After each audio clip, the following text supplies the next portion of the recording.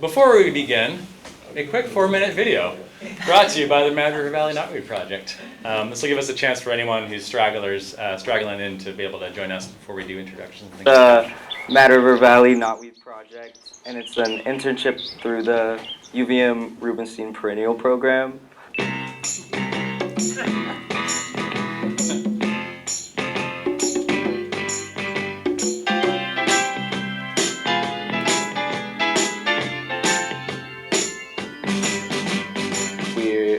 Are trying to figure out the best management strategies for Japanese knotweed. Japanese knotweed is an incredibly invasive species. It increases erosion, it pushes out other native species. We're outside for 6 hours a day, just in the brutal heat, working to just pull plants out of the ground.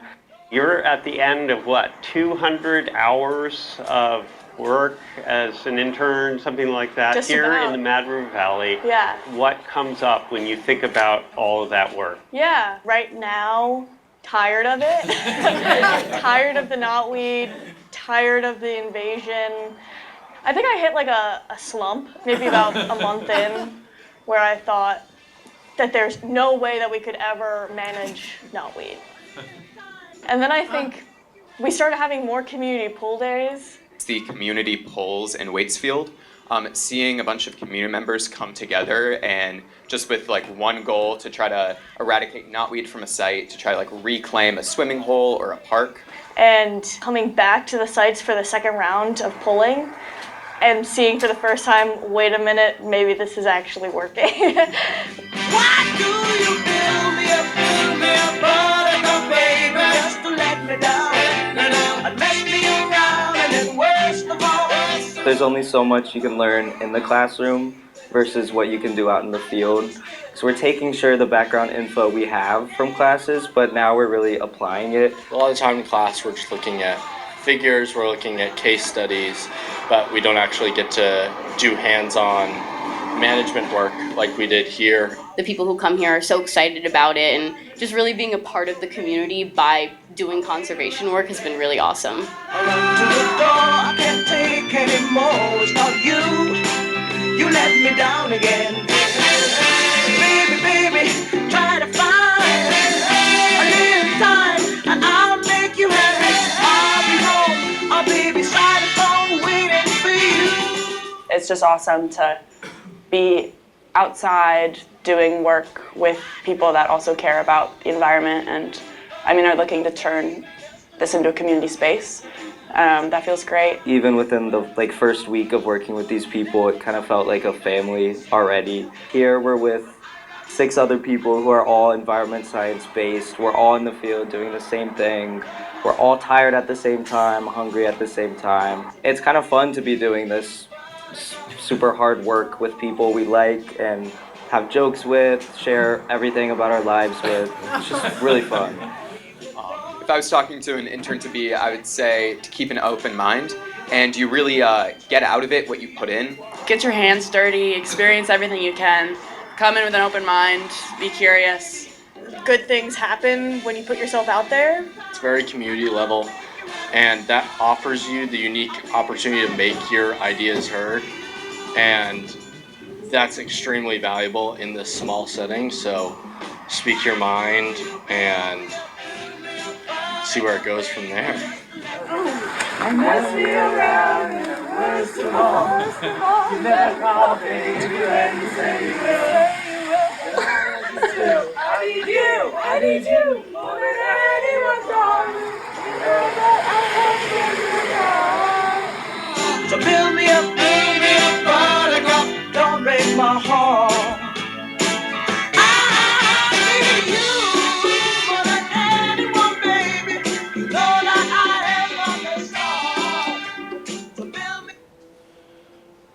That's great. Oh, that's great. That was great. My name is Sean. I'm with North Branch Nature Center. One of the coordinators of this Resilient Rivers event series that's happening throughout the fall here.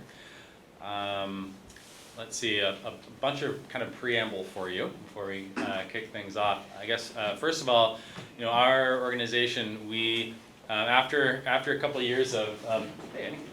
After a couple of years of July flooding, we were looking at each other thinking, what role can North Branch Nature Center play in helping our community become a more resilient place and to live in healthier relationship with our rivers. And kind of realized in working with our community and coming to various events and discussions that one really important thing is to just raise the bar in our community's understanding of how rivers work, how riparian corridors work, how invasive species work to cause issues around our watersheds. And so we created this series as kind of a community training of sorts, or like a master class, a whole semester of learning around river resilience, essentially, and this fits squarely within that. This afternoon and evening, we're going to be doing, we've have a very ambitious plan, some of which we'll get to tonight. And our hope is that we're going to spend a little bit of time inside here looking at some of the resources that the Knotweed Project has put together that can only really be discussed by looking at a screen. And then most of our time is going to be outside in the field, talking and chatting and discussing and asking questions of one another out there. So that's kind of our flow. So maybe we'll introduce ourselves first, and then I'll kind of have a little prompt for you all to introduce yourselves briefly, because we've kind of designed this afternoon with the intention of it being able to flow in lots of directions around your interests and your goals, since you all are coming from different, you all are here for different purposes and reasons and with different levels of experience managing invasives, and so we'll definitely adapt accordingly. So that's probably enough about me. My role for this afternoon is really kind of more as MC and to help guide our conversations and to kind of create a arc out of the different questions and discussions that we have into something that will fit together in the next 2.5 hours. And so I apologize in advance for being timekeeper and for potentially being at points where I want to kind of pause discussion and move to another site or reorient our discussion or things like that. Just know that I'm doing that in the interest of us all. So maybe with that I'll introduce Curt, and then Curt, you can maybe introduce Andrea and Jito. Right, okay. I'm Curt Lindberg. I'm from the Waitsfield Conservation Commission. And with Andrea and Jito and Gail over there, we kind of guide, the invasive species and habitat restoration work in the Mad River Valley. So we're glad you're all here. Andrea. So Andrea, Fayston Conservation, and I'm lucky enough to have gotten involved in this a couple of years ago, and the learnings have been continuous. Developed a program now in Fayston with the benefit of those learnings from Curt and Jito and Gail. Thanks. My name is Jito Coleman. I'm the chairman of the Vermont Conservation Commission, and I think the video sort of summed up what you can get out of it from a personal point of view. And then later today, I think you'll see what happens on the ground, and it's enough to keep people going, and it really does work. So that's always an interesting question you get asked. Gail O'Keefe. I'm on the Waitsfield Conservation Commission, and also got pulled in through mad cutting of knotweed, and like Andrea, and that's it. We're having one other partner who will be joining us. Her name is Noelia Barrios-Garcia. She's a professor at UVM and an invasive species ecologist. And she and her partner are like science advisors. She had to pick her girls up at school, get them home in Burlington, and then head here. So she'll be a little late, but she'll be here.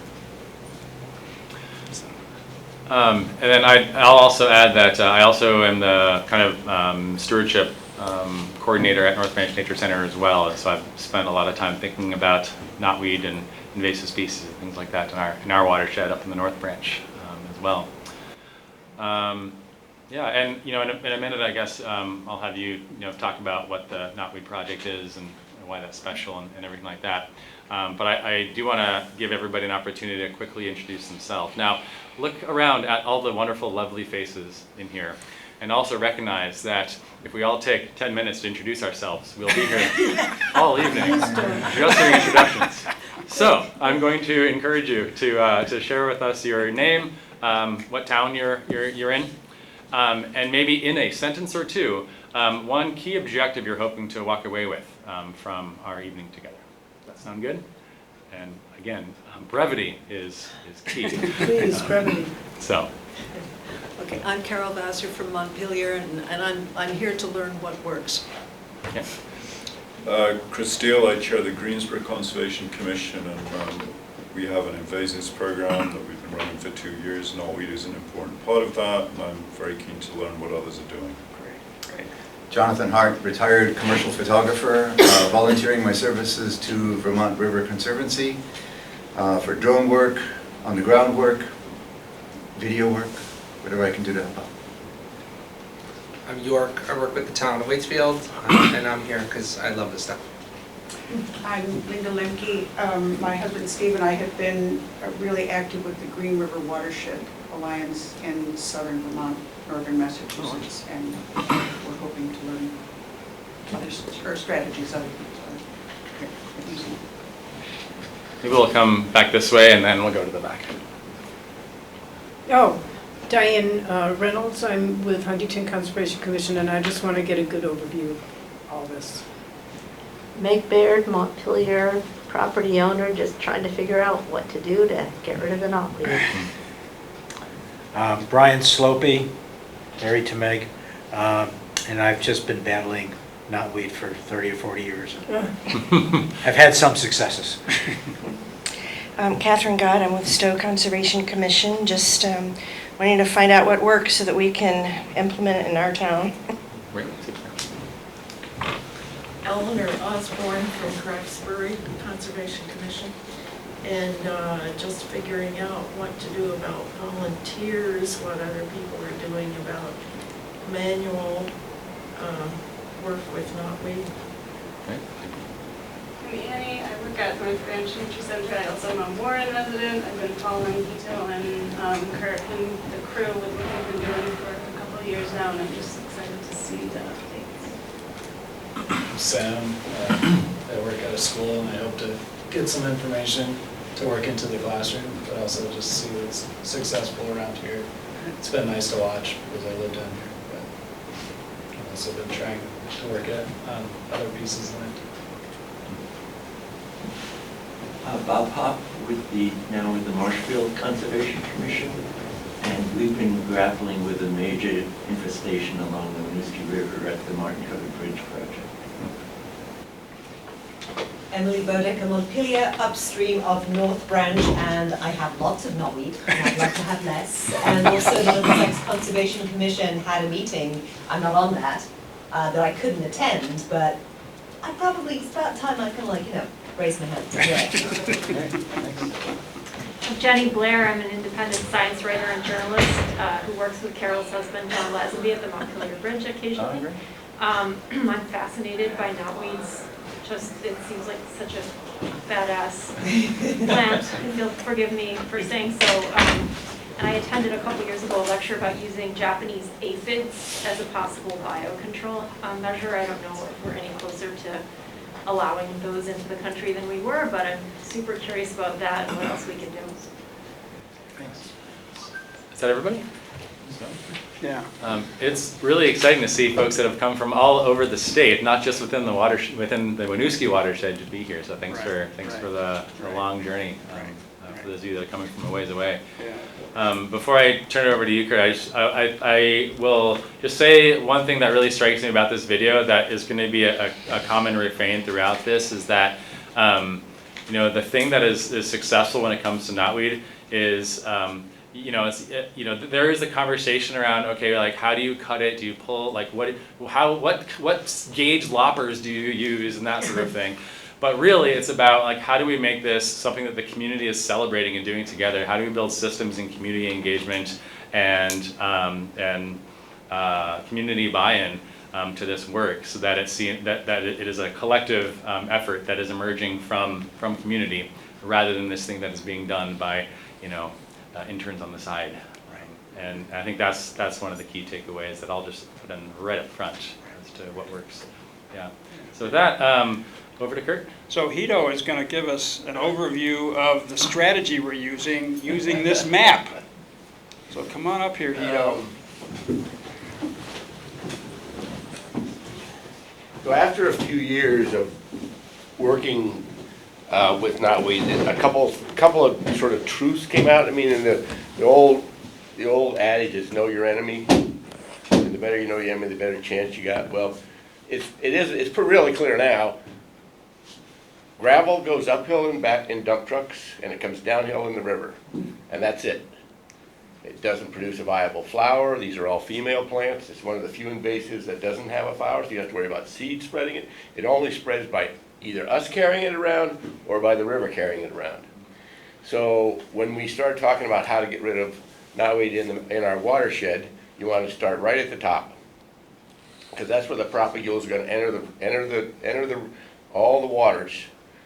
They start there and they flow down, they stop somewhere, and they start growing. And here in the valley, there was a flood in '97, and there was a chunk of knotweed that nobody knew. It was sitting in the town of Warren. Nobody knew how it got there. Nobody knew what it was. And during that flood, it got pushed out and broken up and spread around. And all of a sudden, it started showing up in more places. And then, of course, Irene, 10 years later, just put it everywhere. And there was a town meeting when I first started talking about knotweed, and the old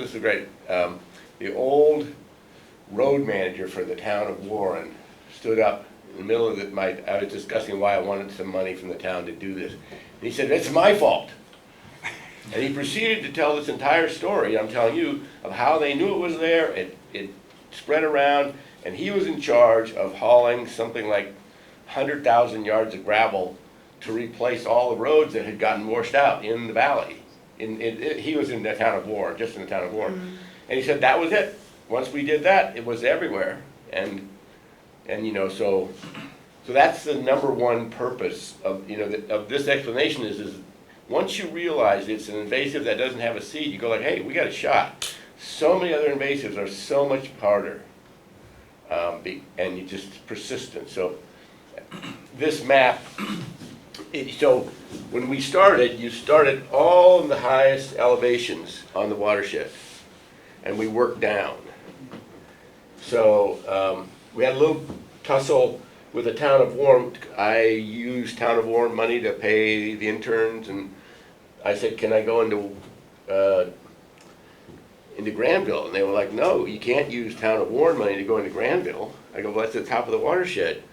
And so after a few months of just explaining to them the problem, and the fact that Granville has no money, is never going to do anything, they said, yeah, go ahead. And this were the sites where V-Trans started putting knotweed in the Mad River. Mm-hmm. And that's the headwater. This is the headwaters of the Mad. Sorry, Mad flows this way. Okay. Okay. And so that's where we started. And it was really interesting. You go there, and you go, okay, we start walking down the river. You say, where's the first site? Oh, here it is. Oh, yeah, this is where they did this. And this particular site was really easy because there was knotweed on both sides of the road. Below this, there's only knotweed on the river. So this is obviously where it had been put. And there it started spreading and spreading down. And so this was Lincoln Gap. Which wasn't even really in a watershed, but the road crew said, you got to get up there because we just planted a bunch. This was Roxbury Gap, and it was really interesting. They rebuilt quite a bit of Roxbury Gap, went from here down, and we have a resolution down to maybe 10 feet on the maps, so you can really see where the spots are. And there were 34 sites on this section of the road that had never been there, and so we got after it fairly quickly. Now there's like 3 viable sites out of the 34, but there were pieces of knotweed as big as my arm buried 10 feet down in this road construction they redid. So that's a little, when you pull knotweed, you're essentially starving the rootstock. It uses a lot of energy, it sends up a shoot, you rip it out, so before it can replace that energy, it sends up another shoot, you rip that out. So the fact that it grows aggressively is in your advantage. But don't let it grow so big it starts putting energy back down, because then you've gone backwards. And there's some, nobody really knows exactly, but it's somewhere like from here to here, this much height of knotweed. It's growing good enough it can start sending energy back down. No reason to pick it when it's this tall. He's not gonna put any energy back. So that's what we've done, and the success is the fact that we got to it early. So the reason I talked about early, this was an interesting insight that actually came from I forget her name, her last name. Her name was Mary Beth, and she worked for the Forest Service, and she was the invasive manager in Rochester. And she had heard about what we were doing and came up to visit, because a lot of these sites are Forest Service sites. And so she said, look, give you a contract. So they added some money to the pot that we got to pay for that. But after she saw what we were doing, she said, you know, we've tried this and we never were so successful, but you're getting it early. So when you get some, the big difference there is it had less chance to put stuff in the ground. Like you get, new shoots that are carried by the flood, they're laying on top, you walk down and pick it up, you're done. That's completely annihilated that. Wait 20 years. It's a little more of a problem. And there's a lot of stories that you'll hear about southern England and how bad the knotweed is in southern England. 200 years it's been there. Unimpeded by anything. So it's had a good chance to put some stuff in the ground.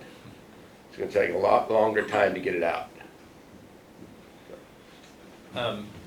Curt, can you talk about the map itself and how you ended up with such a beautiful resource here? So this is a GIS map that was created in collaboration with University of Vermont by a couple field naturalist graduates. And I want to show you, so there's 294 sites that we're actively managing in the watershed. And let me zoom in here.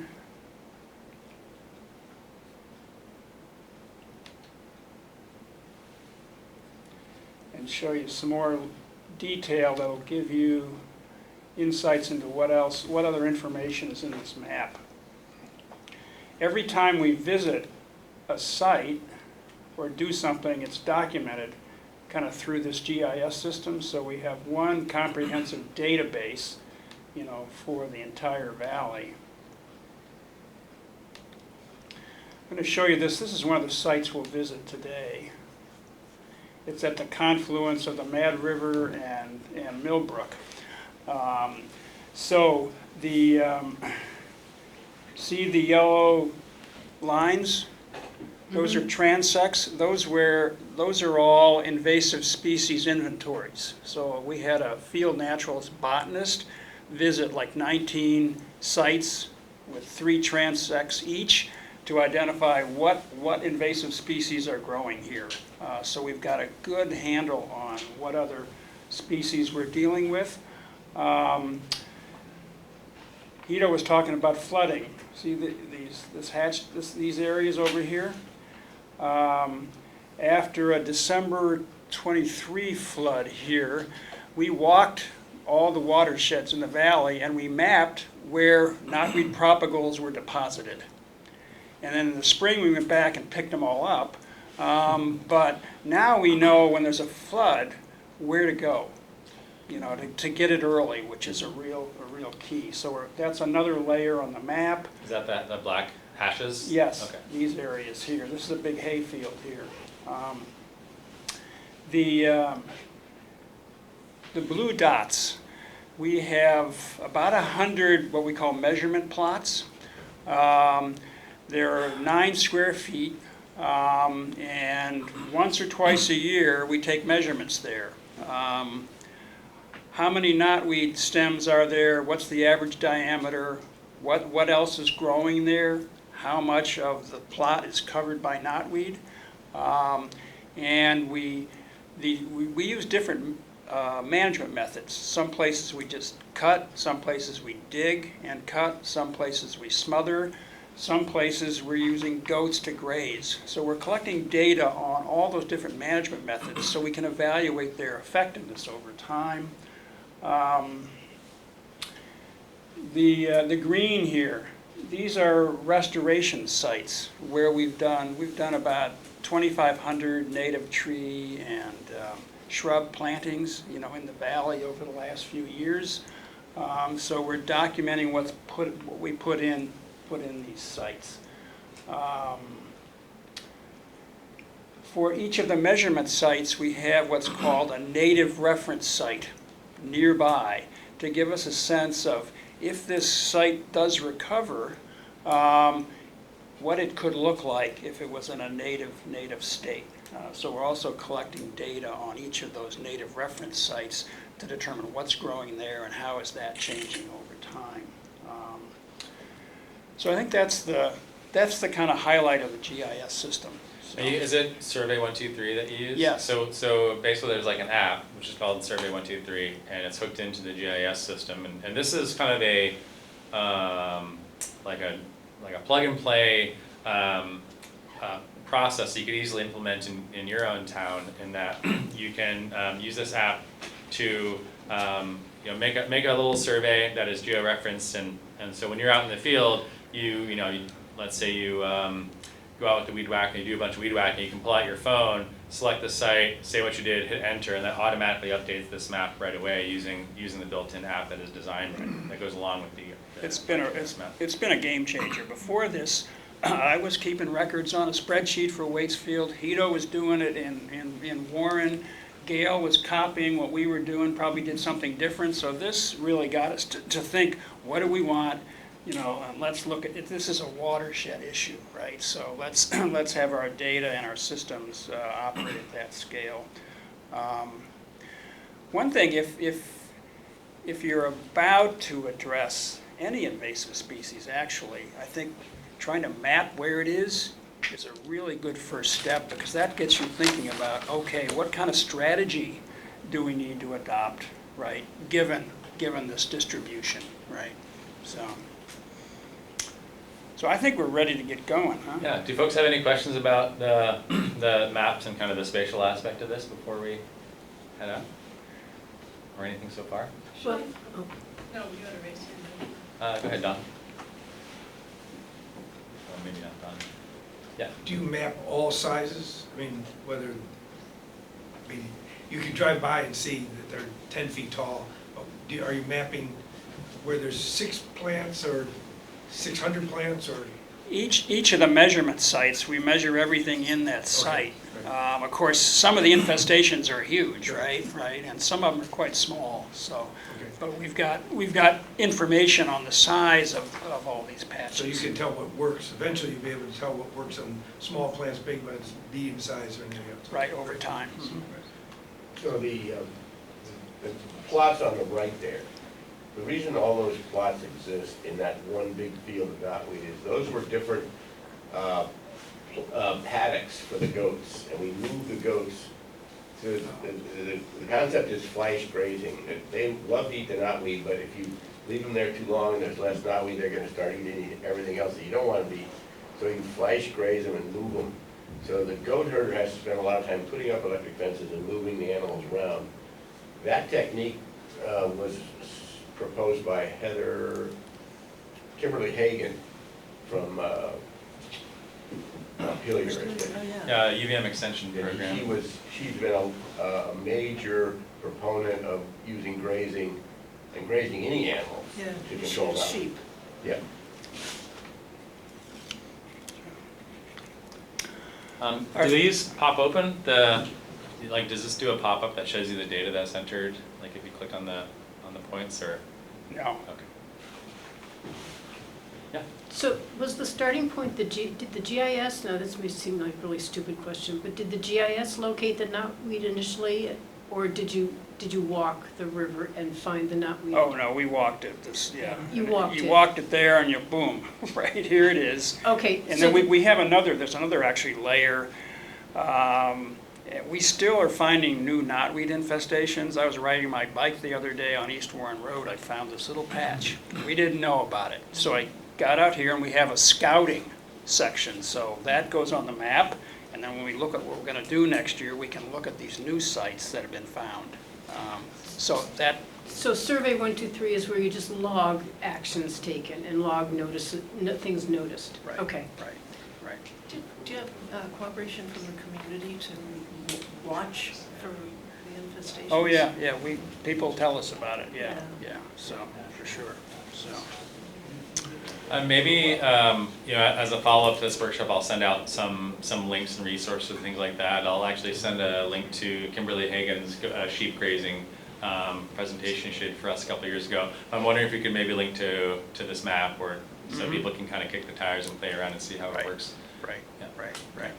Can I ask, we're working on what I think is probably a more limited budget than you guys have had in terms of scale. Our strategy is more to set up exemplar programs and train and educate, and then hopefully have the community, rather than managing everything, let's have the community begin to understand how they can mitigate knotweed on their own land themselves. Right. How much is that formed a part of what you're doing here? Are you trying to control everything? No, it's very much, because most of our efforts are on public land and in right-of-ways, right? So that's a limited part of the Mad River Valley. So we have we have workshops periodically where people can come, and learn the methods with each other. We have like 45 community volunteers who work on these public sites, but they also have land. We'll have people show up and say, I've got knotweed coming up in my new septic field. Or what do I do, right? So we'll go to visit a private landowner and talk with them about management methods. Sometimes we'll bring the interns to help them get started, but the idea is that then they kind of carry on. But yeah, it has to be a broad effort. Right. So I think that's a great strategy. Yeah. Do you have a sense yet, you keep the knotweed below, say, I'm making this up in my head, knee level, at what point does it just give up? Why don't we ask those questions when we're actually looking at some knotweed, right, out in the field? So Noelia is here, wonderful. Hello, This is all the way from Burlington. Our invasive species ecologist from the Rubenstein School? Yes, That's right. yeah, she's amazing. Apologies for being late. I Yeah. have some family duties. Right. But here I am. Yeah. So we're gonna carpool, and what I'd suggest is that those of us who know the valley, put your hand up and look. Maybe we'll go out in the parking lot, and go to a car where you see a hand up. We're going to go probably to 3 sites. We're going to go one up in Fayston, a high up place. Then we're going to go to see the goats in Warren, and then we're going to end up, but this is called the Austin parcel, for our third visit. So, all right. So maybe to add a little bit more logistics to that. So we'll meet in the parking lot. Grab whatever you need from your own car, and then consolidate into somebody else's. If you want to drive yourself, you don't want passengers, that's perfectly fine.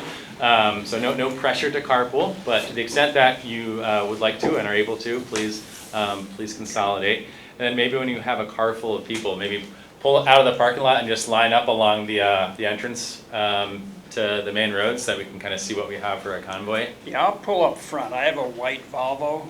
And we're going to go to Barton, right? Okay. Any questions about that? Can we take 3 minutes in case anyone needs the bathroom? Yes. Sure. Yep. Yeah.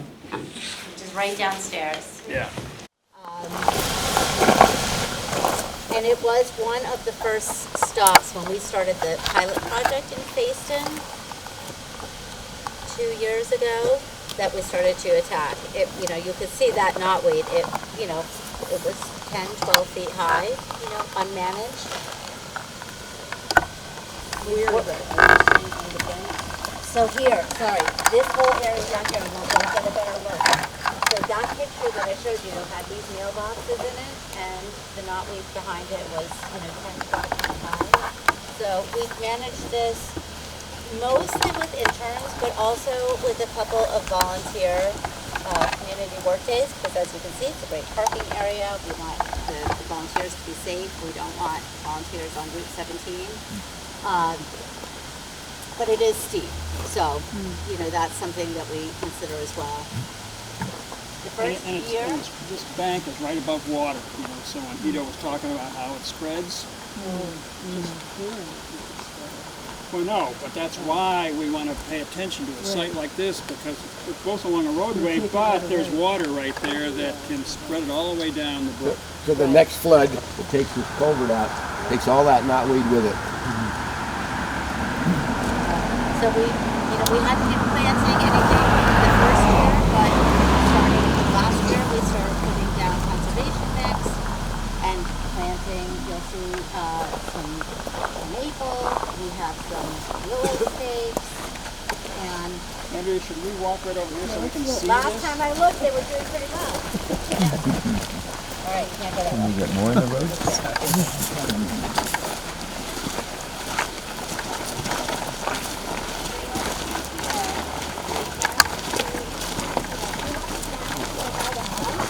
So, obviously, there's still knotweed here, but this knotweed is not 10 and 12 feet tall, so I'm thrilled about that.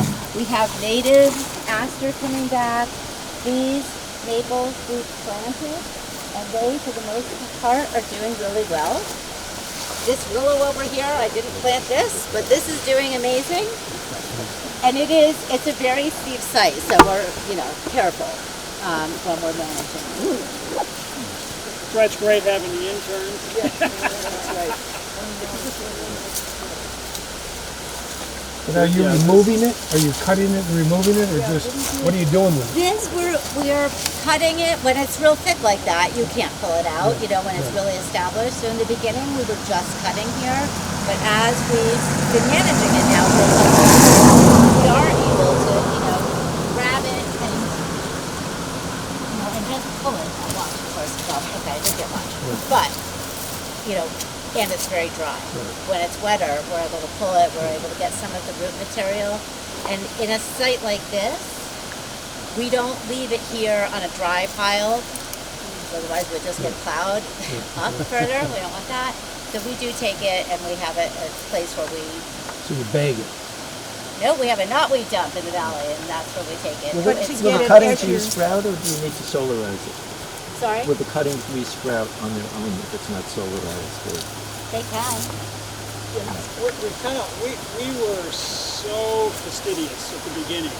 We would cut every stalk, take it to a dry pile or to a dump for fear that it was going to spread and re-sprout someplace. We've learned over time, one, because it's such an extensive problem, we need to get more efficient with this. So Jito did some experiments to find out how long does it take for a stalk to dry and become non-viable. And it was a short period of time, a matter of a week or two. So now, in a lot of sites, after we've initially managed it, we will weed whack it instead of hand cutting it and just let it dry on site. It saves a ton of time, and because we go back to these sites regularly, we're going to know if we've got a problem. Okay, so let me just get the picture. With this knotweed here, you could come in, you could weed whack it, you could leave it here, and then how soon do you have to come back and weed whack it? Not here so much because of this bank, okay. But you'll see some other sites that are flatter that we weed whack every few weeks. Just leave it and it dries. So, and that, at Chase Brook Town Forest that we have probably here, we have a pallet, and that knotweed, we just leave it there. It's not going to go anywhere. But a site like this, we don't want to have a pile and have it washed down in the next flood. But how do you transport it from here to your dump site? Is it, in a lovely trailer that my partner made for me. and you just tarp over it so it doesn't We blow out? tarp over it so it doesn't, But you and have we racket it down. livestock? Yeah, and we bring some out. Wherever we dig knotweed, which is many sites, to get the root material in the rhizomes, we will not let those lie, because they will re-root. So we pick those up and we put those on pallets with some plastic underneath the pallets. And you'll see some huge piles of that kind of later in our field. Our strategy at North Branch well, first of all, we concur about the the above ground biomass. After a week or so, it's inviable, no problem. And when we do uproot it, instead of putting it on pallets, just because of the nature of our site, we cut down the nearest handful of honeysuckle, and we make a big like mattress of honeysuckle, and then put the roots on that, so the roots are suspended up in the air, so that the roots will die and not be able to easily reroot. How long does it take air drying the roots for it to be modified? I mean that well, and also like little bits of root material will like get down through it, and so for us it's efficiency again. It's like it's not going to be 100% successful. But we've concentrated all on this one spot, and that'll continue to be our spot to put the roots, and so we'll just go back and manage that, It depends on the size. Yeah. It could be a couple of years. It could be years. Yeah. It could be a while when you get big root juices. So you gotta dry through that. The new rhizomes, like the size of your finger, that's maybe 2-3 weeks. And it depends on drying conditions and where did the sun get right to it. So when you're making a stack this big, It's a good year to dry. yes, exactly. It's not going to get much light. So but the roots don't need the light. look at this beautiful brook. You couldn't see that before. So that is like another benefit of actually not. And are you concerned about the leaves as well as the stalks? Because, when you start dragging things, you leave some things behind. Okay. We used to be concerned about little things like that, but You can't. Okay.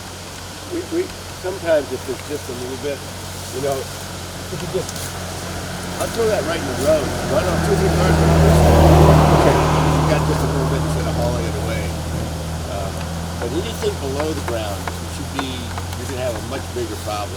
The difference might be this is a day or two. It's dead. The stuff under the ground takes a lot longer, and the rhizomes are the easiest. The big root balls. You'll show you some root balls. Well, you got, big stuff, that's hard.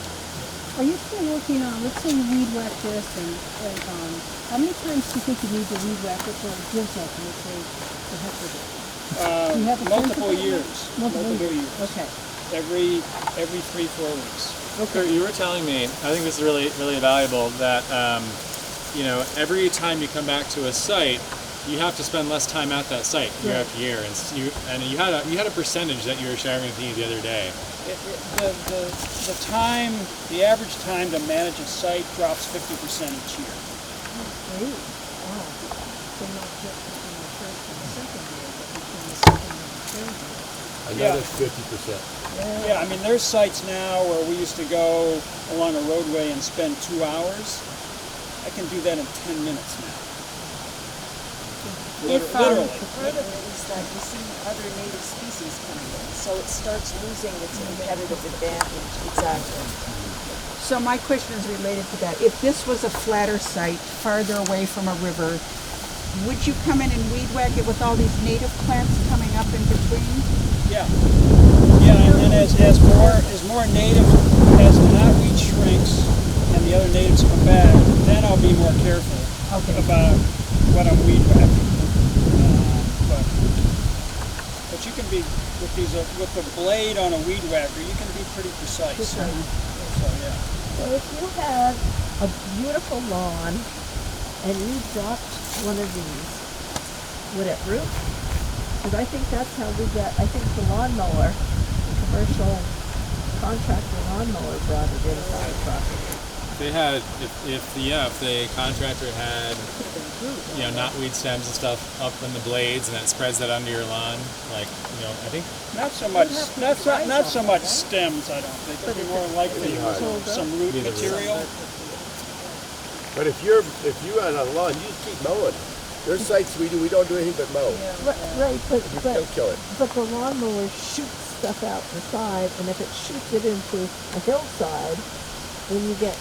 It's surprisingly how fast it dries. Like I could take you to places where we've done nothing but mow. Every 3 or 4 weeks, it's almost completely gone. I can take you to other sites where there is nothing. It's just mow it. It's the same technique as pulling it. It's the same ultimate technique as grazing. You're just using the energy. You're starving the root stock. That's all you're doing. So you mow, like mow. Well, yeah, but Just it below doesn't. the line. Yeah. To your point though, Whether it's like I you've use a got regular one lawnmower. with a little bit of this, like this part here, that certainly could be good. Sorry, you know, if it was just this is not this part. And we've gotten more, we've all read the stories, the horse stories. After working for a few years, we are all like, just get after it. It's not that magical. Don't be so afraid of it. We have volunteers come and say, when I get home, do I need to decontaminate my shovels, my shoes? I mean, and we'd probably say yes in the beginning of the time. No, don't worry about that. I mean, look at the problem we're addressing. You spread, it's not a big deal. But whatever you spread that way, it's right on the surface. So you can just pick it up. You're not planning it. When you're building a culvert, or you're filling this in, like 10, 20 duck truck loads got put here. That's much harder to deal with. And that's why you have tough sites like this. We live on the Green River. We have the road, the verge, and the river. We have not leave this house. So I've been cutting that, bagging it, dragging it up to the road, taking it back to a burn pile and everything else. But I don't dare leave it along the edge of the river because it'll all find its way in there. Yeah, you find, you need to adapt in strategies for each site. So they're all different. Some sites you can't dig, for instance, like in Whitlock. There's no digging. So the ideal time to revisit this site is when, another week or two? In most of the valley we've had frost already, and this stuff is gone, dead for the year. So I think there's no more knotweed management necessary this year. I just want to say a little bit about what we did with root balls in Craftsbury. I spread chicken wire between logs, so it's up high off the ground and gets air from both sides. And then I just do this with big root balls, not small ones, and cover it with plastic. And when I pick up the plastic, it's about 10 degrees hotter under there, and it really it dies fast. I used white, but I don't know which is better. I suggest maybe we move and go see our other allies whose work are some goats. And maybe we can continue the conversation there. Quickly, I guess two things. One is I was wondering if Noelia, if there's anything you wanted to add to the conversation since we have your expertise here at this site. No, the only thing that I was thinking to keep in mind, I guess for this species is, as you all know, it's kind of like a bamboo, right? It's hollow stems. The stems don't sprout. The concern is the rooting system that you have to deal with. So don't be worried about leaving material down. It will die when you're cutting above ground parts of the plants, aerial plants. The rooting system is the concern, and I agree with you all. We have the same concerns about, pulling things and then being washed away with flooding. So it is true, as Curt mentioned, that depending on the particular context of each site, you will adapt your management efforts to the conditions there. So if you are near water, you probably want to move those drying piles away from the water as much as you can, or take them to the dam, and so on. So you always need to figure, adapt a little bit what you are doing.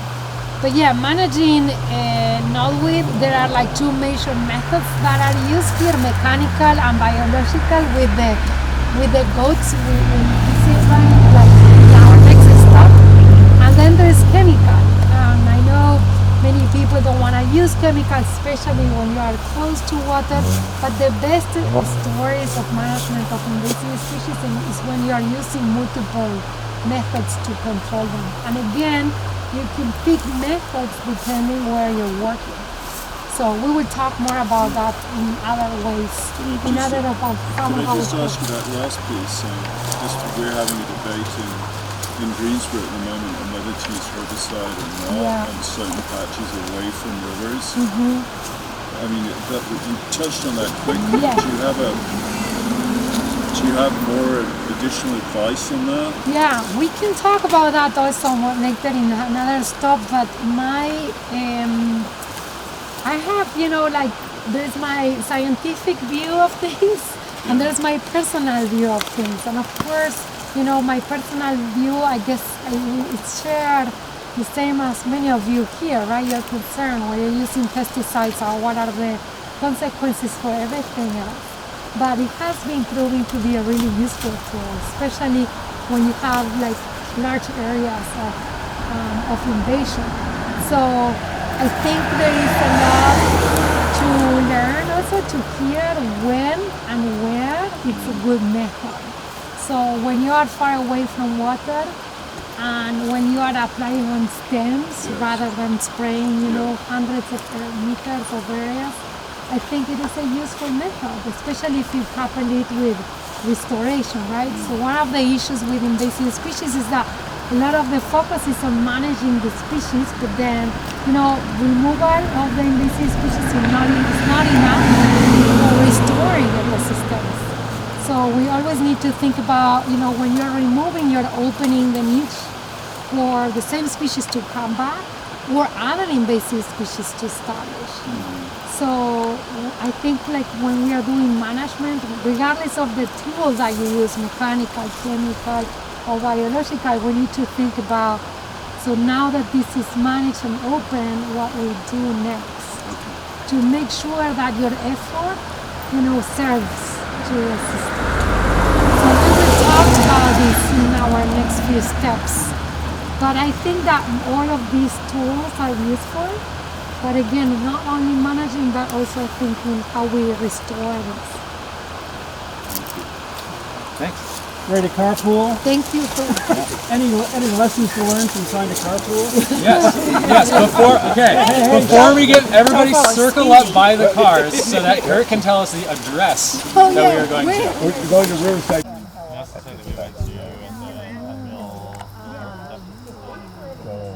Austin Park, but it's Millbrook and Mad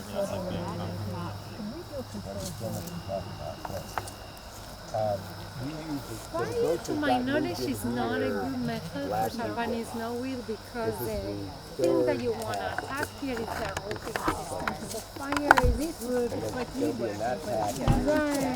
it's fast and quick, but it won't.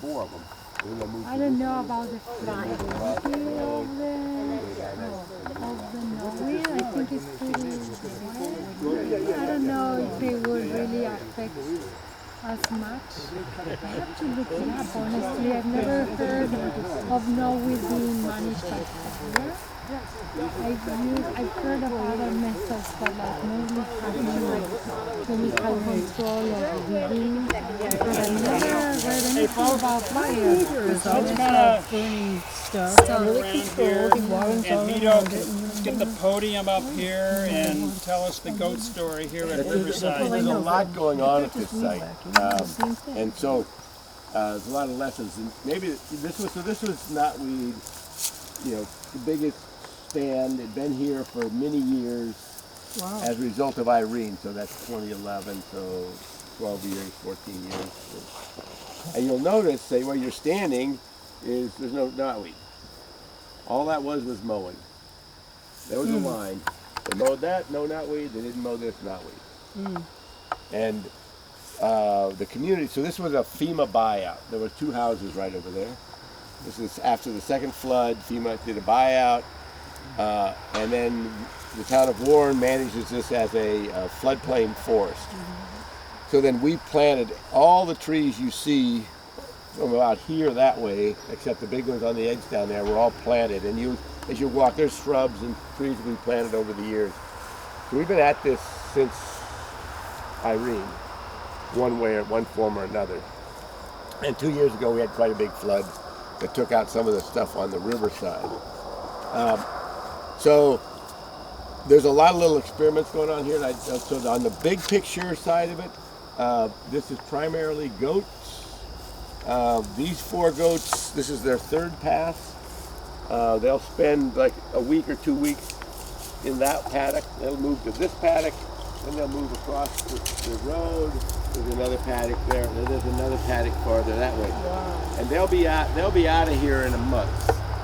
And they'll move on. There's other sites we're doing, and then we come back. She adds a little bit of hay just to balance out their diet. But they eat more than 50% of their diet is knotweed leaves by choice. And you'll see these are all knocked down. The leaves at the top is what they're after. So they'll knock it down and then they'll eat the stuff on the top. I was just going to ask you how you support it. Okay. But all this, you see all the frost damage. So frost, when the light frost had open sky, so you get back in where the trees, it wouldn't have been a frost. It doesn't take much of a frost. And one year in the valley, we had a late frost in the middle to late May. The knotweed was already up to here, and the frost just, knocked it back. Didn't kill it, but it's the same thing as us pulling it. There's a couple other little things going in. If you walk along this fence line, so this is this is our 2nd year with goats, and we have not had any predation.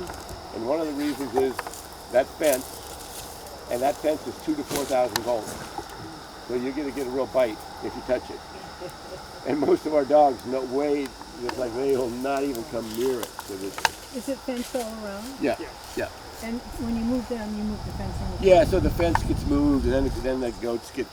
So what they'll do is when we're ready to move those, we'll just set up new fencing on this parcel, and then they'll just go over here because they're running out of things to eat. And our grazing system sort of ends when the frost comes. Right. I mean, it doesn't. We could leave if the goat herder wants to leave the goats here, that's fine, but they aren't really doing us any good. And our contract is with the goat herder is literally we pay her to graze, and then we don't try to manage her because there's a lot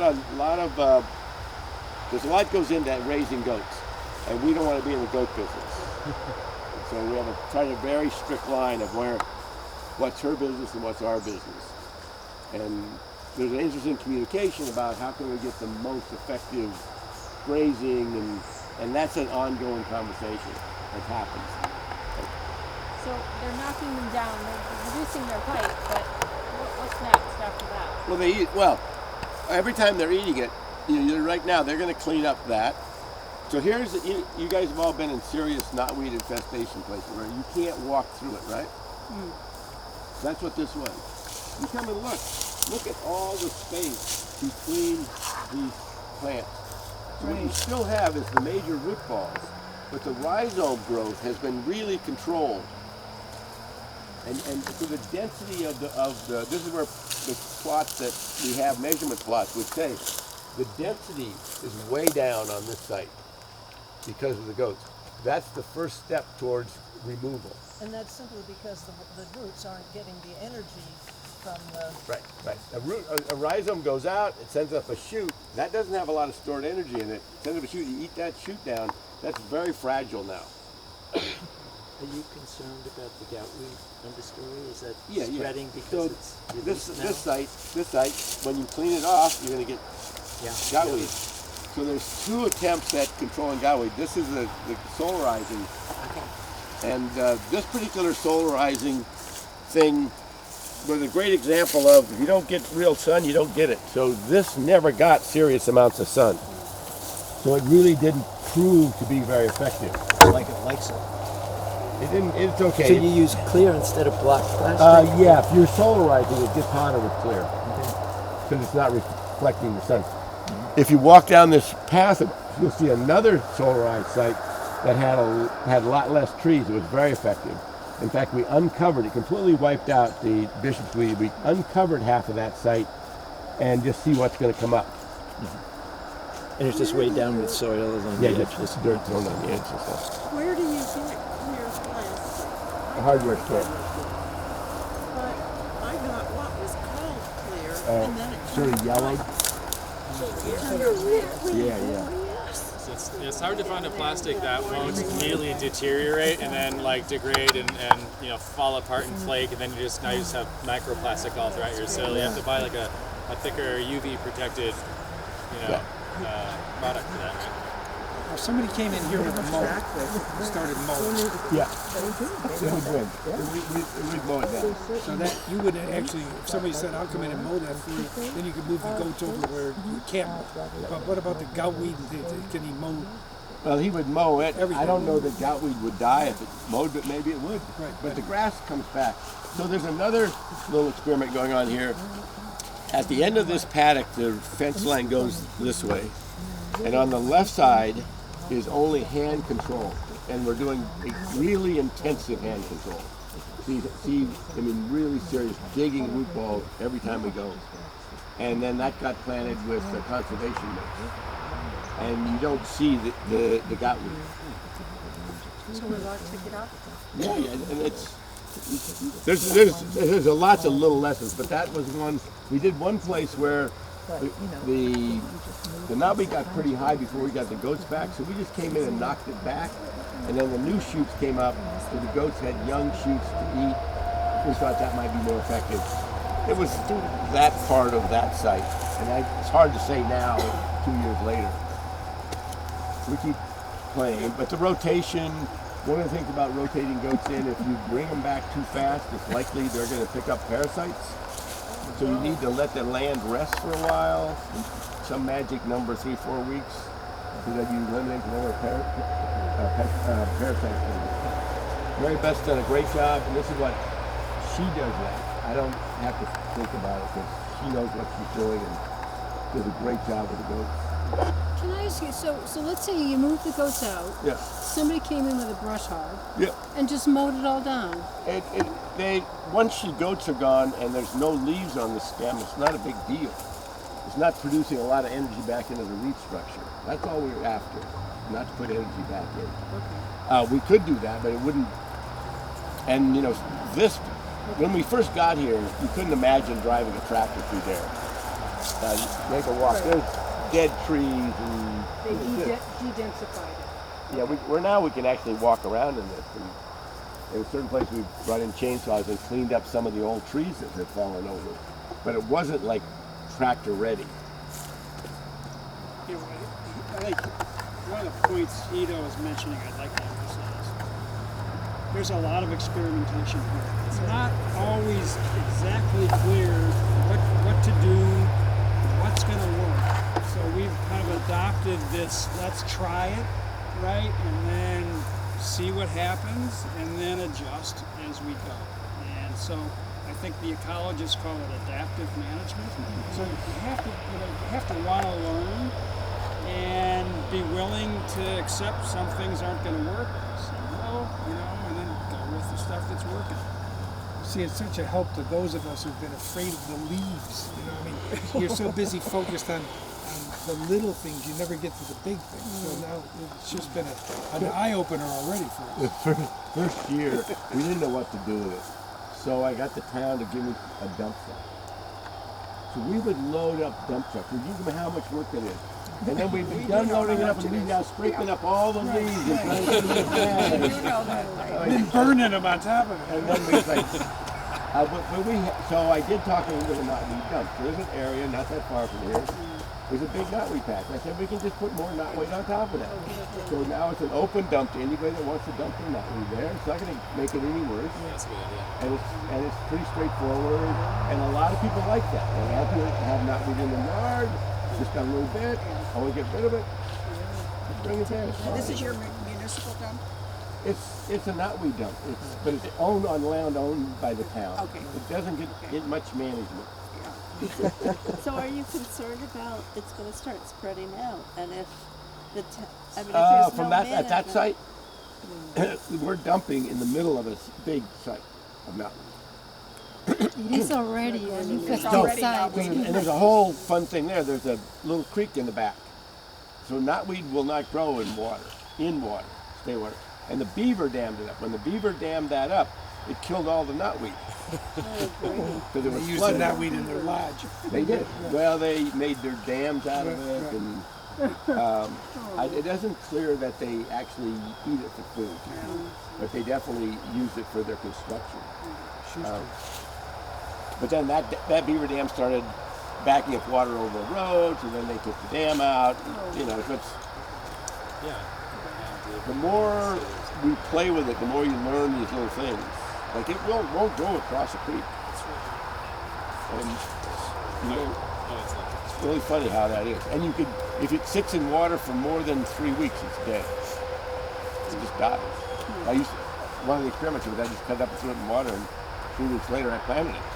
It's all dead. So I'm gonna, just in the interest of keeping us moving with our itinerary, I'll take the opportunity to throw in one other thing before we do, which is just coming back to this idea of experimentation and how important it is to like whether you're working in your backyard or you're working at the scale of a whole watershed. Like Knotweed's there, it's coming back. Like you can't do any worse than nothing, right? Like, and so you know, on our site we have actually really enjoyed trying. Like, okay, here we're going to cut it knee high, see what happens. Here we're going to cut it to the ground, see what happens. Here we're going to cut it every 2 weeks. Here every 4 weeks. Here we're going to do nothing. Here we're going to do herbicide, and then we can just see and learn by actually looking at our space that we're familiar with, how this stuff is responding, and that way you kind of learn in your bones whether you have to worry about every little leaf or every little stem or what to do about the roots. Just like, you know, experiment with what you have, and you'll pretty quickly figure out what works for your Is there going to be a summary report between you guys? really,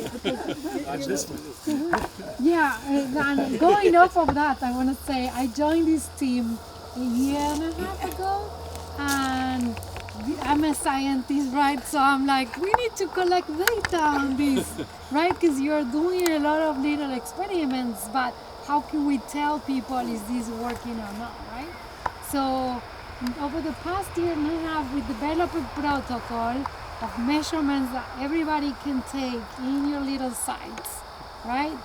Where we have a 3 feet by 3 feet plot, and you're just counting number of stems over the years and see whether what you're doing is working or not.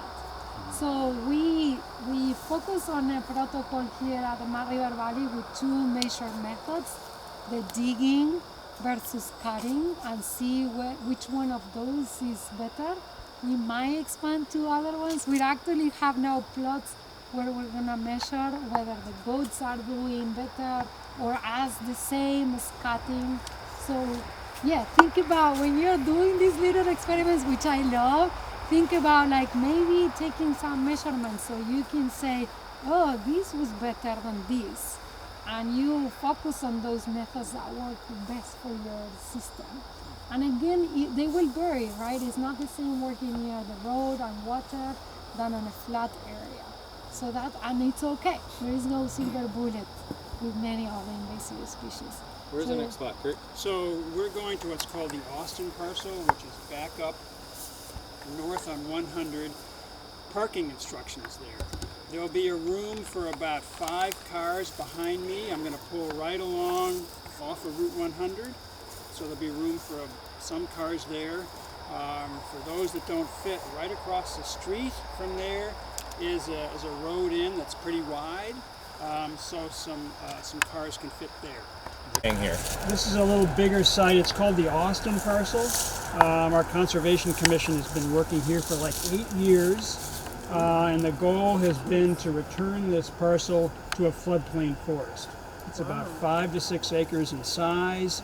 It was totally dominated by knotweed. So I think what you'll see here is a floodplain forest kind of coming back with some help. So we'll walk a little ways down to like the point, which is the confluence of the Mad River and the Millbrook, but be looking on each side and guess what's going on. All right. Curt, can I ask you a question before you move? So, how, as Conservation Commission members in Warren and Waitsfield, how much time are you individually spending, would you say, on a month on knotweed in your towns?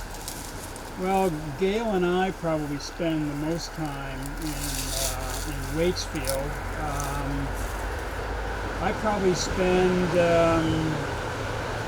15 hours a week during the growing season. interns are here, they're here for a 6-hour day, and we're basically with them the whole time. Gail's she's been leading the kind of herding effort in town, but how much time do you think you spent? Not that much, because the goats are doing our hours for us, right? So you have to ask that question to the goats. Right. It's just we have a full program of work in Greensboro, which invasives is one part, and I probably spend more on it than anyone else, but I'm probably only spending 2 days a month, I think. Well, if you can incorporate other people. I mean, we're going to have, in a few weeks, we're going to have the high schoolers do a day of service, and so they're going to be coming and cutting knotweed behind the elementary school. And granted, at this time of year, it's not that valuable because the plants are starting to die off, but what we have done, I mean, it has really worked, is that students get interested. It's something that's very, you can see the efforts, and you can bring your parents back, and you can say, look, you can see the river now, or whatever. So, and the community has really, it's fun to do, like you saw that. Yeah. I mean, we found every place you will find people who care and love nature, and with a little guidance and a little support, they will get involved. So we've got about 45 volunteers who show up regularly to do this work, and some have what we call adopt some knot. So they say, I can't come out every Thursday with the community and with the interns, but I walk my dog along Reed Road. Tell me what to do, and I'll take care of it. So some people have been managing these sites for years, and they're just seeing the knotweed kind of disappear and the natives come back. So there are people around who will volunteer. We have a good volunteer network, but it's amazing the difference in percentage of them that would jump to plant trees as opposed to the small percentage who say. That is a major issue that we have at North Branch, is that everybody wants to plant a tree on Earth Day, and that's the last they want to help you for the whole year. They don't want to take care of the trees or do knotweed, and so we have to be creative. Like, how do we make pulling knotweed sound like a really fun, like festival-like experience? And Annie's, is Annie still here? Annie was a genius with this. She started turning these into like garden parties. So like everybody bring a dish, we'll like throw up a couple tables and we'll bring like silverware and utensils and lemonade, and tackle knotweed for a couple hours at most, and then we'd like have a garden party and a picnic, and it's wonderful, and way more people want to come out to be in community and we're like-minded than just like come out and be like a knotweed, to be goats. Well, and the interns, the chance to be with all those young people and their energy and the knowledge they bring, that has been a real sustaining. I did talk to Walter Pullman at UVM about that. Some of the buffers we hit were needing to provide accommodation, and I don't know how you work around that. They carpool from Burlington. So. We're a bit far for that, yeah. All right, well, let's have a little walk here.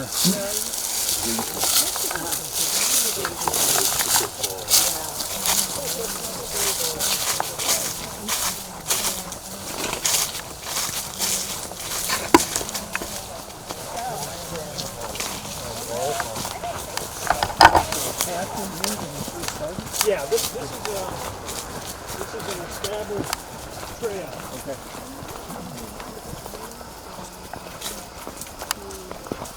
It's kind of fairly well used.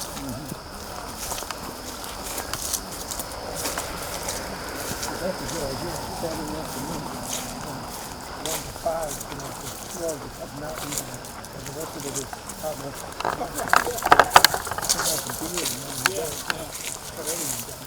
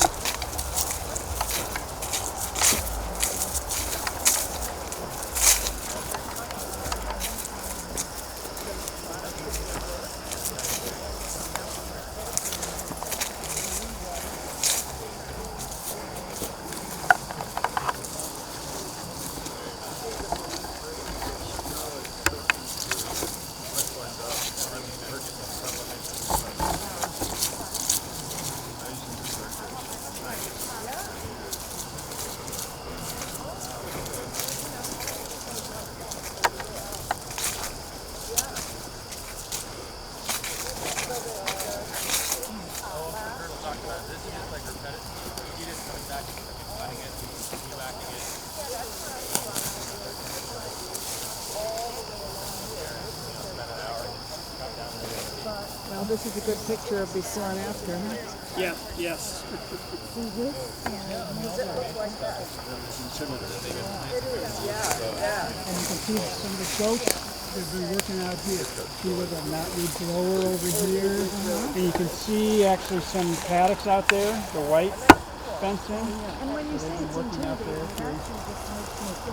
intimidating, it would be interesting for some of the towns to have people who know. Where's the mill? I'm looking out here. This is the mill brook here. This is the Mad River. Okay, folks, come on up. Come up here.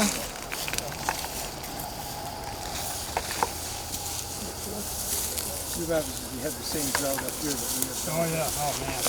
Worst ever. Yeah.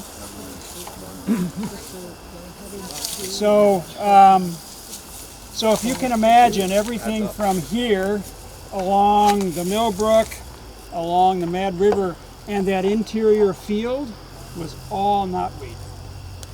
So we've started about 8 years ago managing the knotweed, and we plant several hundred every season.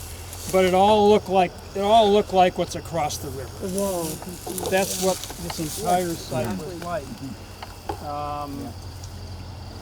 We have an advisor from the U.S. Fish and Wildlife, and she said this is one of the best floodplain forest restoration projects in Vermont. Oh, congrats. But you can see, so the interns have dug this entire stretch here. Remember we talked about piling up the root material? There's a pile right there. I'm seeing a technique here. I don't know if that was intentional, if those used to be tree stakes behind that pile, but we've done this at North Branch too, where we have the big pile that's right next to the river. We're worried about it being translocated downstream. So we actually hammer in hardwood stakes into like a big kind of web, and as we pile on the stuff, we're kind of locking it in there, and so floodwaters or just high, spring water can't dislodge that stuff as easily because it's all woven into stakes loosely. Right. So can I ask you, that wall of knotweed, what's the very first thing you have to do to start with a wall like that? You have to cut those big stalks out of there so you can get at it. You lop it? We use the weeding sickles or the electric weed whacker with a blade on it. We'll cut that. Okay. Don't get too close here. This is a pretty steep bank, but if you were in the water and looking up, you could really get a good picture of how knotweed accelerates erosion and bank collapse, because there's no interweaving root system, of trees and kind of native shrubs that bind to the soil.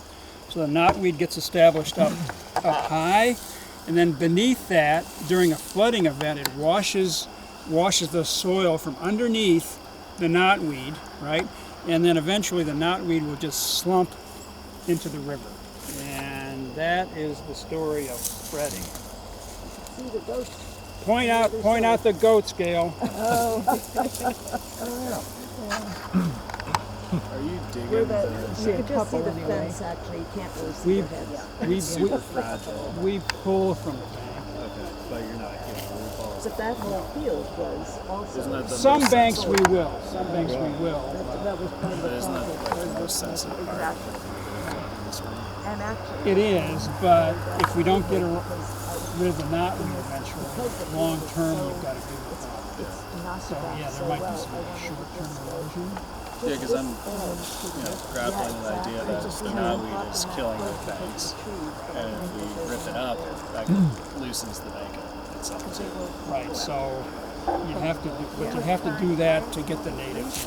Yeah. Basically. It was, Stick willow stakes in there. Yeah. Yeah, we put willow stakes in these banks. We've used know what a fascine is? A willow fascine. They're handy to know about. Gail, you want to talk about some willow fascines over here? Well, yeah, they're here too. We had the middle school kids last year plant about, you thought it was 15? Yeah.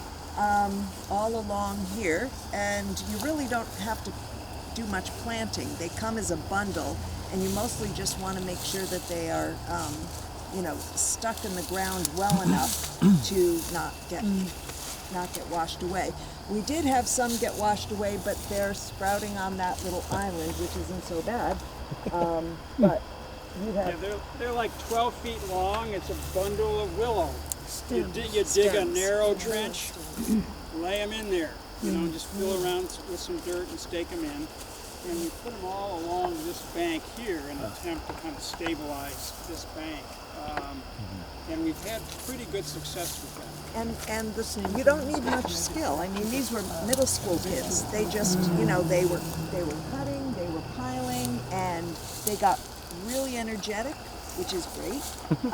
And then they just planted these. Some were a little too far, too close to the edge, but mostly they were very successful. Where do you Noelia kind of knows this site. I'm kind of curious what you're noticing. Well, there was a camp here. Well, you told us what you did to start with, and then you said something about digging. So, can you tell us more about the step-by-step sequence? Okay, so so what you see over there was all along here. The first thing we did was go cut the stalks, and we like to do that in early summer because we can get all the dead material out of there. The dead knotweed stalks, are pretty brittle or hard to manage. So first thing we do is basically cut and get that material out of there, because then you can kind of dig. So there's big piles of some stalks, along. What is your tool, and how deep are you digging these? They must be. We use, to cut the stalks, a weed whacker with a blade on it, or a weeding sickle. They're tools about this long. They've got a curved blade on them, and they slice through the knotweed very easily. All right, but the digging, what's your tool? Shovels. Shovels and mattocks and picks. And depending on the site, some of that will come out really easily, and sometimes, you can actually, when the soil is moist, you can pull and get a lot of material out. But that again varies a lot by site, and it also depends on how long the knotweed's been there. If the knotweed's been there a long time, the root material is big. Yeah. Oh God. Oh yeah. So how deep do you dig?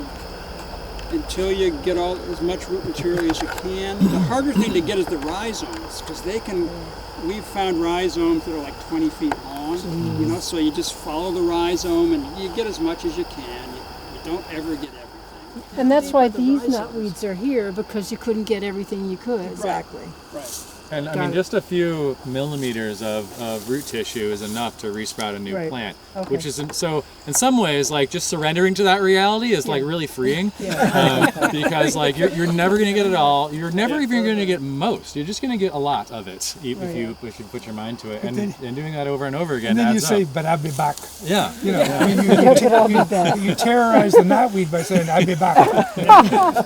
I think, like as Curt mentioned before, there are like multiple methods that are used, and eventually they all work together to restore the habitat. So by removing the big root balls, you are reducing a lot the energy. Like some rooting system will left behind, and it will resprout soon, like within the season or next year.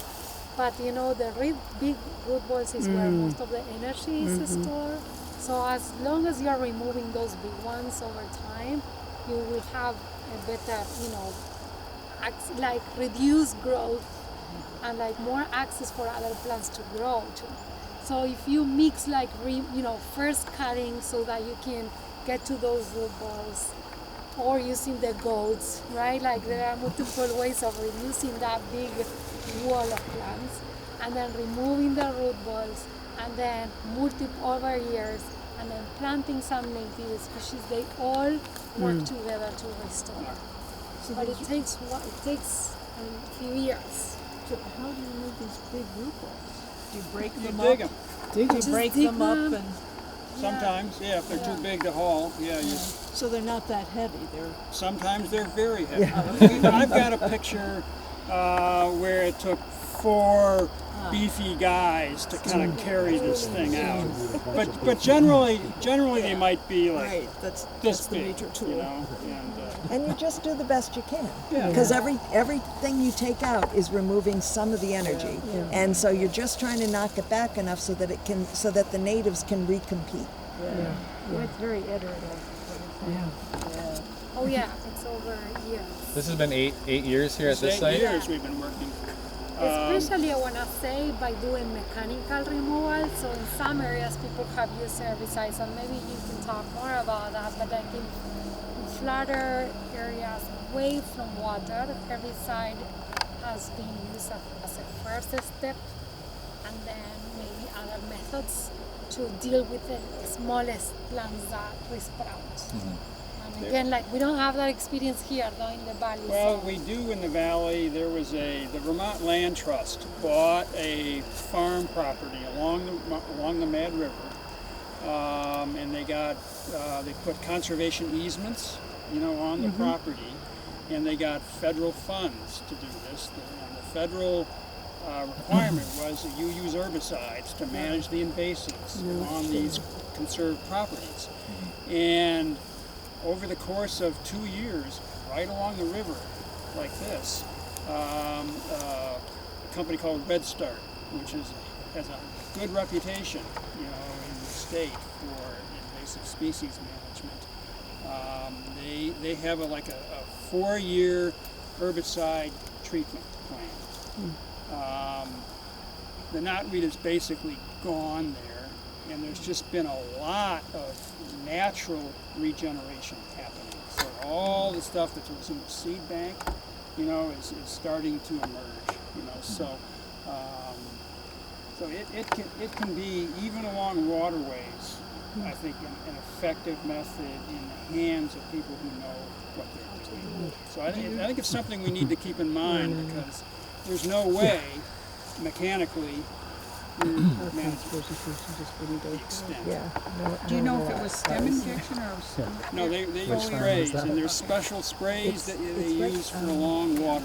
Yeah, I can talk about this a little bit, because we just had the experience of doing this for the first time at North Branch, and this is something that we wanted to experiment with for a while, but we also wanted to make sure that we've exhausted all other possibilities first, so that we could really justify, we're spending thousands of hours on this site removing knotweed.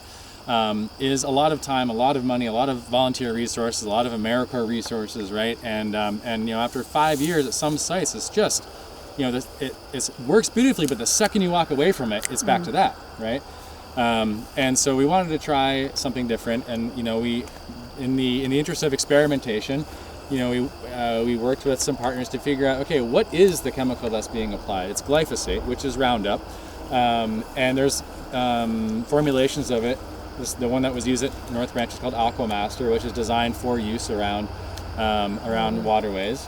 As far as they told me, the glyphosate itself breaks down when it's in contact with water very quickly. To the extent if you mix the glyphosate concentrate into the backpack with water to dilute it to the right dilution, by the next morning it's all junk. So you have to mix it, apply it, because the glyphosate is it's denatured pretty quickly.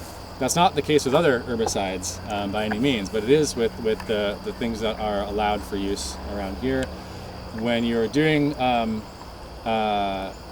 herbicide work in the context of a state or a land trust or a nonprofit, it has to be done by somebody who's licensed to do it, which is it's like a long training process to get that licensure.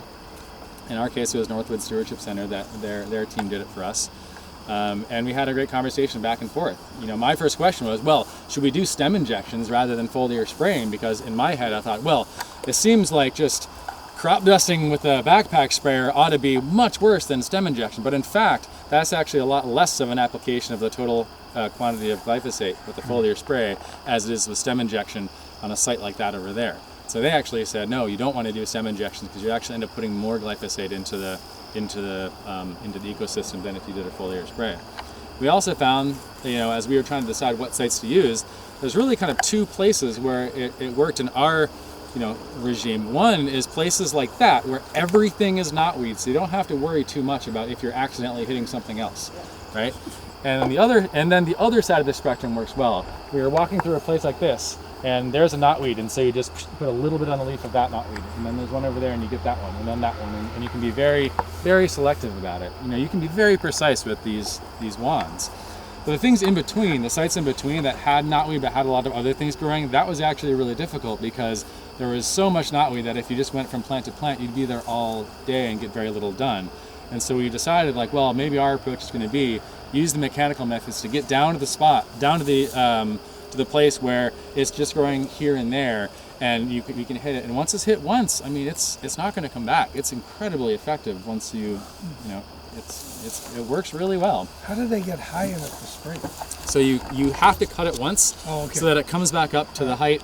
So you want to cut it at a time so it'll be at knee height or waist height when it's time to spray for that exact reason. So you're not trying to spray in your face. Spray in your face. And they tend to spray later in the season at a time when the plant is trying to pull all the nutrients into the root material, right?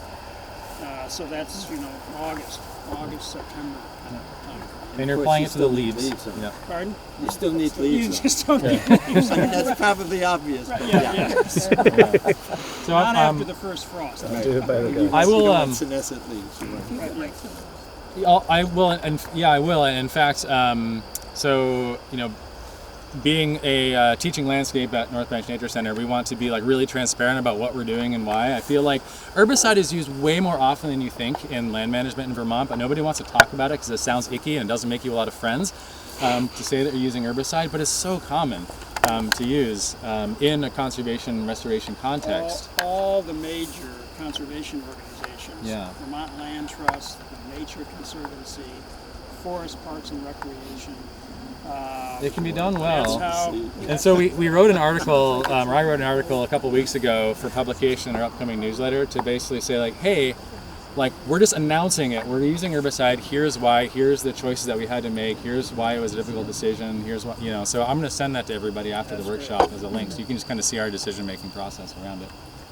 That would be great. And but we've only, this is the first time. It was only a couple weeks ago, and it's our first treatment, so it's still in the experimental phase. I look forward to sharing with you next year if it worked.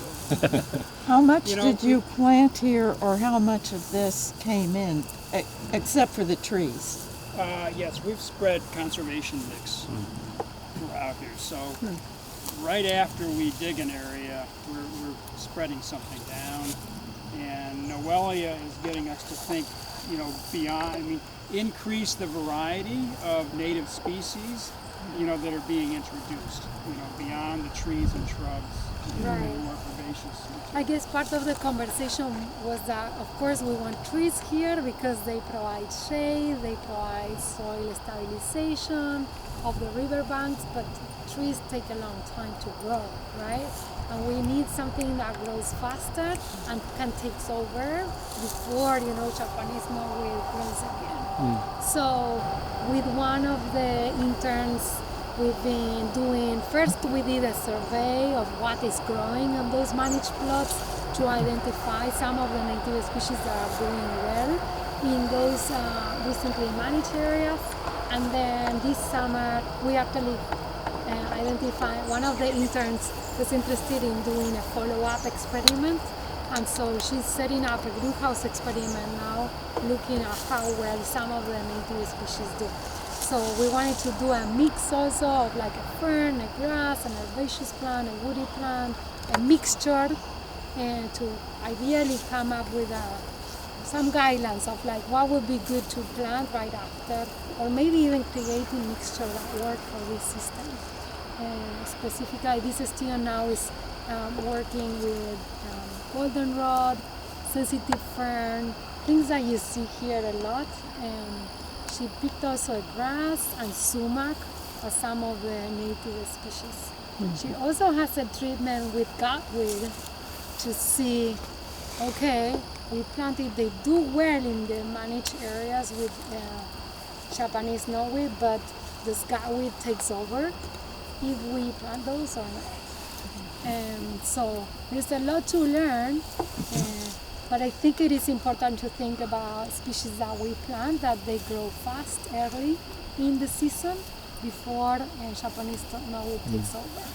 And it will take multiple years, of course, but if we manage to find a species that can take those resources faster, that would give us more success. Remember when Sean was back at Waitsfield Town Hall, he talked about community. And I'd like to just share a few kind of closing remarks about building a community around this work. Almost all the conversations we're all involved in about invasive species management and habitat restoration are all about what do you do? What tools do you use? When do you do it? What do you plant? Where do you take the knotweed to? Which are all important. Equally as important is how do you engage people? How do you build a network of people, a set of relationships that bring expertise to the table, expand the effort, encourage learning? So I'd encourage you all to go to the social science literature and look about, what the literature says about building communities around efforts. And some of those principles that you'll find, one is that diversity matters. So bring people with different perspectives from different disciplines, like adding Noelia to our crew increased our diversity and our scientific expertise exponentially, right? So think about how you can bring diverse voices into the equation. What mechanisms do you have for learning? How are you going to make sense of what you tried, right? Because those sense-making conversations almost automatically lead to, well, okay, given that, why don't we try this? So you go on to your next, kind of round of experiments and efforts. Build networks continually. Look for partners, right? Bring them in and find out what animates them. We'll get them going, And for some in the valley here, it was, well, I was lonely during the pandemic. I wanted to get outside, so we got volunteers because they wanted to connect with other humans. That animated them. Others were, like Jito was crazy about knotweed. He's ripping it out all over the place. That animated Jito. So find out kind of what animates people, right? But I would, as you think about your local efforts and starting something or continuing, think about those social factors as much as you think about the invasive species and how to manage them and how to restore the site. And I think you'll find a lot. We're actually doing a little qualitative research project now. We've interviewed now 15 different people who have played different roles in the valley, like Noelia, like our interns, like Jito, to find out what sustains your participation in this effort. Why do you stay connected to it? We interviewed some high school students that have volunteered. And we will learn from those interviews, right? And we will then use those results to help hopefully grow it, even more and improve the experience for people that are involved. So think social, right? So the Department of Fish and Wildlife has a fall webinar series, and I think one of them is on how to engage the community in projects. So just keep your eye out for that. There are people who will want to get involved. If you help them, provide them with opportunities and some knowledge, you're going to find a lot of people and friends who will help. So. Well, I want to thank Curt, Noelia, Andrea, Jito, the goats, for making all this happen. It was fun to take this evening from just like an idea a few months ago into actually us all standing here in what used to look like that together. In the interest of time and wanting to honor our 6:30 end time, let's head back to the Waitsfield Town Hall. And those that need to head out, and people that need to get into the building can get whatever. People that need to head out are welcome to. But I'm going to stick around for a little bit if folks want to continue talking and discussing ideas. That's perfectly fine. But I'd say we do it there so we don't hold anyone hostage here. But since this is the last time we'll all be together, I just want to say thanks to you all and appreciate learning from you all. Thank you.